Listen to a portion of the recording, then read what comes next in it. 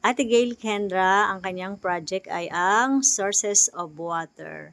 Ang sources of water niya ay ang rain, stream, river, sea, lake, well, pond, at borewell. Ayan. Gumamit po ako ng mga materials na cardboard, tapos popsicle stick, yung kanyang bakod, popsicle stick, yung stone, at saka artificial na trees, coconut tree, at yung pong kanyang artificial grass, carpet grass, at saka parang lumot-lumot dun, yung sa mga tabi. Sa tabi ng mountain.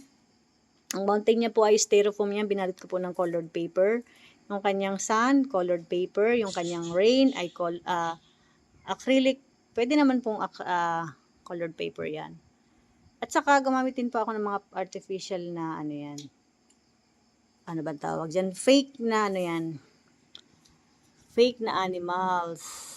Farm. Ayan. May pig, may fish, may duck, may cow, may horse ba yan? Goat. Saka yung mga mini taon niya, laruan nila yan.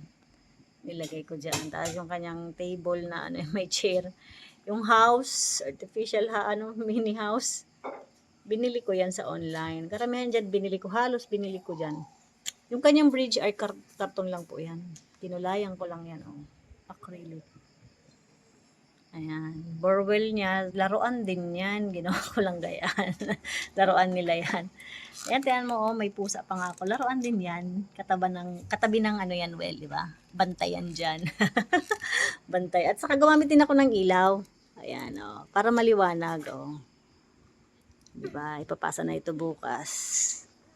Ayan. Ang ganda. Ate? Pinaghirapan ko talaga namin. Tagal ko pong nabuo yan. Sa totoo lang.